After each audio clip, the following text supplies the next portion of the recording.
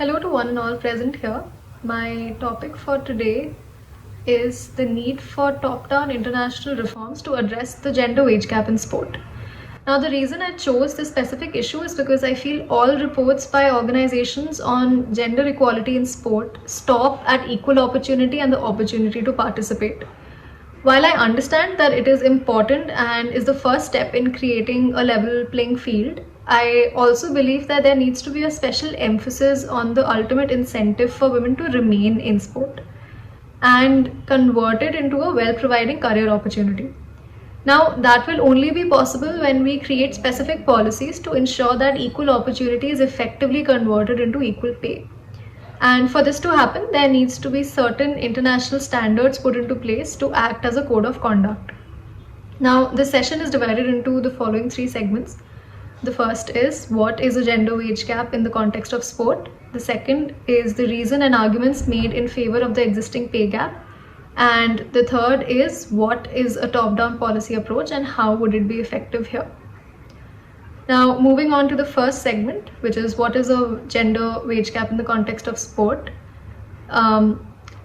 We would define the gender pay gap as the gap in average wages paid to female athletes as compared to their male counterparts.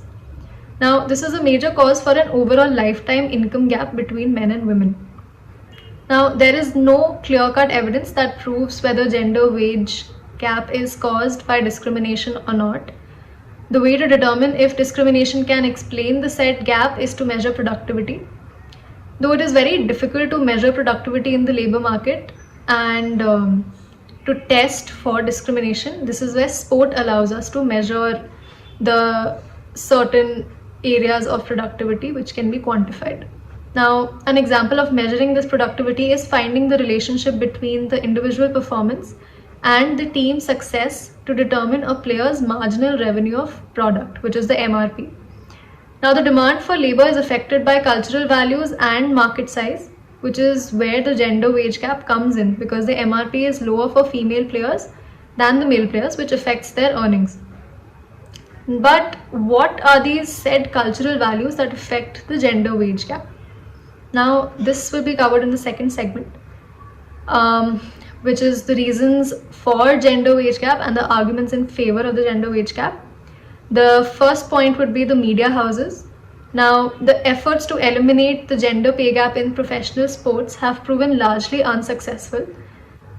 Scholarly articles often attribute the wage disparity to the commercial nature of sport and its attendant media rights. The media coverage of female sports is extremely limited. Now, in 2014, for example, only about 4% of sports media coverage focused on female sports. Media companies also contribute to the gender pay gap by paying different leagues strikingly different amounts for their broadcasting rights. For example, ESPN and Turner Sports pay the NBA a combined $2.6 billion a year to televise its basketball games. ESPN pays the women's team, which is the WNBA league, just $12 million for those same rights. Now, the second point would be on prioritization, which is the limited support and attendance of female sporting events because this can be attributed to the media's treatment of female sports. Now, when it comes to scheduling, media outlets do not prioritize female sports. Now, this is limited in coverage and that results in limited viewership. Now, in turn, the media uses this limited viewership as an excuse to continue de-emphasizing female sports. So this becomes a vicious cycle. Now, the third point would be the biological superiority argument, which is by far the most common. Now, some try to justify the gender pay gap by contending that men deserve higher pay because of their superior athleticism. And it is generally undisputed that biological differences between men and women affect their athletic performance.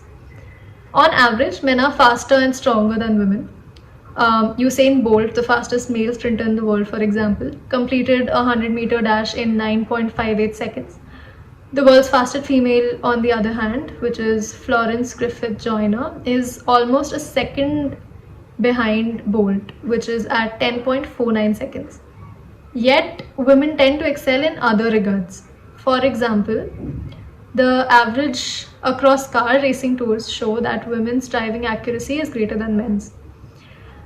Scientifically, women also tend to outperform men in long distance sport.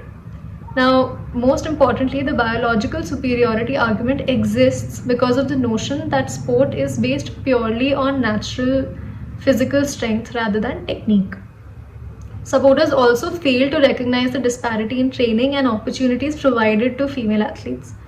It's not because of inferior performance that less emphasis is given to female sport, but actually the other way around. So, while some biological differences between the sexes may exist, this hardly justifies such a wide pay disparity. The fourth and last point of argument is the sponsorship. Another explanation offered for the gender pay gap in sport is that women's games are less exciting and therefore generate less revenue than men's games. According to the Wall Street Journal, the men's 2014 World Cup generated $529 million in sponsor revenue. The women's 2015 World Cup brought in just $17 million. This disparity is further enhanced by the unequal distribution of corporate sponsorships. Now, male athletes receive significantly more sponsorships and advertising dollars than their female counterparts. But this is not a one-way street. Corporate sponsors do not just invest in popular athletes or sports, they help create them. So, by not investing in female athletes, corporate sponsors are choosing to not promote female sports.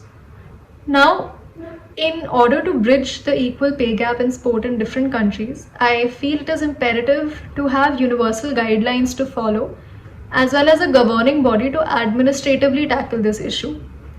This is where a top-down approach to addressing the gender wage gap comes in. Now, moving on to the third segment, which is what are top-down policies and how would they be effective here? I would want to start off with defining what a top-down implementation is. So this approach is basically a clear-cut system of command and control from the governing body to the policy implementation, which concerns the people. Now, this approach showcases clear and consistent goals which are articulated at the top of the hierarchical structure. B, a clear hierarchy of authority. C, rules established at the top with the policy aligned with these rules. And D is the resources or the capacity to carry out the commands from the top. International competitive sport sets the highest standard for all countries, and we all know that. Therefore, it is important that all international sports bodies devise methods to reduce the gender pay gap.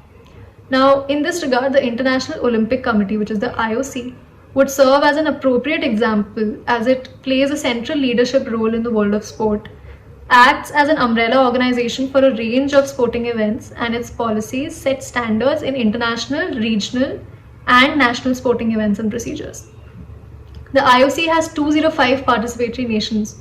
So I believe it is necessary for the Olympic Committee to develop a defined set of policies to mitigate the gender pay gap in sport. Now, here a top-down implementation approach would be effective if an international body like the IOC undertakes the role to devise specific policies for equal wages in sport. These policies need to be created by the highest international governing body and strictly implemented by the participating nations. Though this top-down approach, through this top-down approach, the accountability factor of the implementation increases. So, an international reform in the IOC will also bring uniformity in terms of the rules and regulations which all nations would be binded by as a code of conduct. Now, this said code of conduct should be a comprehensive set of directions coming from the IOC to the participatory nations.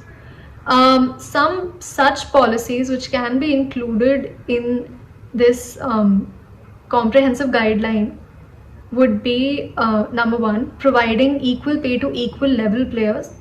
Now, this can be ensured by providing equal wages to players of equal competence in terms of their representation level.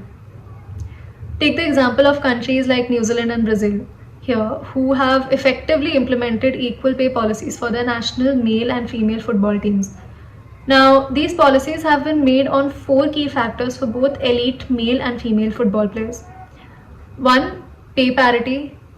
The second is equal prize money. The third is equal rights for image use.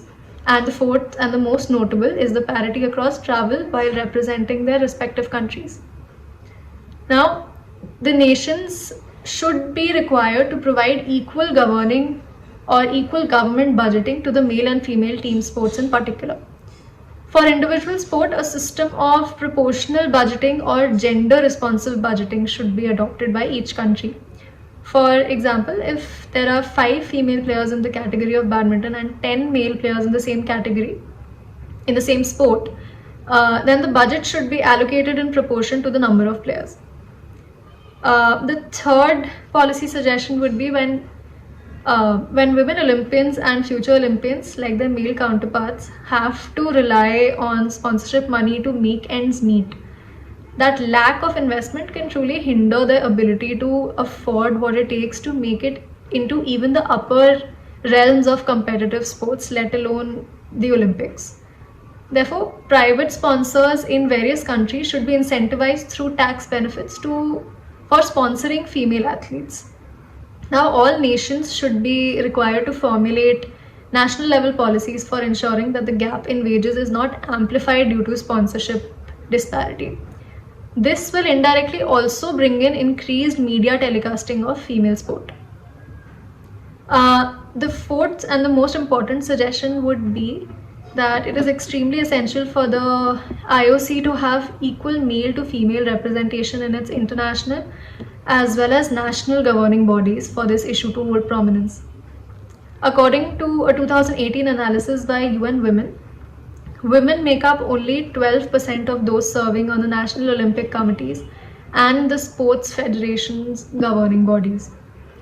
Now, the IOC should ensure that the suggestions on the above lines or any other policies they deem fit are strictly followed by each participating country, and a report to that extent is submitted to them on an annual basis. This report should include a detailed account of progress made on the directions issued by the IOC. Now, if the standards as set by the IOC are not met, strong repercussions should follow in order to ensure mandatory compliance. Now, to conclude my premise, I believe that top-down policy reforms at an international level must be an integral part of addressing unequal pay in sport. Policy reforms not only need to be created but also implemented properly with a fear of consequences or sanctions. Now, international bodies such as the IOC need to be specific about the enforcement of policies because they majorly lack effective enforcement mechanisms based on which they have been criticized in the past. And lastly, I think no single domain policy or program will in isolation deliver sufficient results. So this is to say that a top-down policy reform will only work parallelly with grassroots reforms and cannot take the whole burden of creating a change. So I feel a comprehensive and multi-sector approach is really necessary here. Thank you.